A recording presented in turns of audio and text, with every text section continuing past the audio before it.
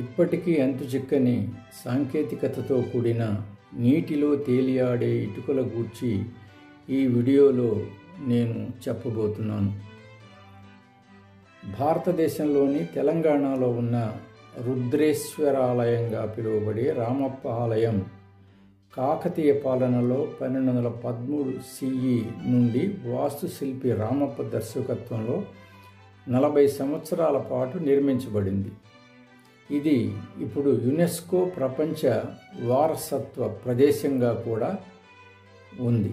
నిర్మాణంలో ఉపయోగించిన నీటిపై తేలియాడే ఇటుకల అసాధారణ లక్షణం ఆధునిక శాస్త్రవేత్తలను సైతం అయోమయంలో పడేసింది మరియు అవి భౌతిక శాస్త్ర నియమాలను ధిక్కరించాయి అన్నారు.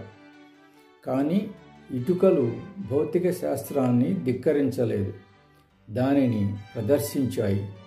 ఒక వస్తువు యొక్క సాంద్రత అది ఉంచబడిన ద్రవం యొక్క సాంద్రత కంటే తక్కువగా ఉంటే తేలుతుందనే పురాతన గ్రీకు ఆర్కిమెడిస్ సూత్రాన్ని ఉపయోగించారు.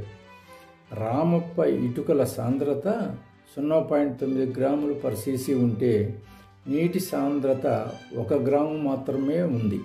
నీటి కంటే తక్కువ సాంద్రత ఉండటం వల్ల తేలియాడాయి.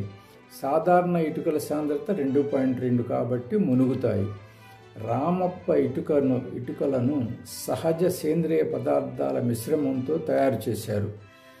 బట్టీలో కాల్చినప్పుడు సేంద్రియ పదార్థాలు ఆవిరైపోయి గాలితో నిండిన రంధ్రాలు ఏర్పడి స్పాంజిలా తయారవుతాయి. కానీ ఈ రంధ్రాలు నీటిని లోనికి రానివ్వవు. తర్వాత 1920లో స్వీడిష్ ప్రజలు వివిధ పదార్థాలతో AAC అని పిలువబడే తేలియాడే ఇటుకలను కనుగొన్నారు. ఇది 100 సంవత్సరాల క్రితం. కానీ రామప్ప ఆలయ సాంకేతికత 800 సంవత్సరాల క్రితం మాట. పురాతన వాస్తుశిల్పులకు అధునాతన ఇంజనీరింగ్ సాంకేతికత ఉండేదని పరిశోధకులు గుర్తించారు.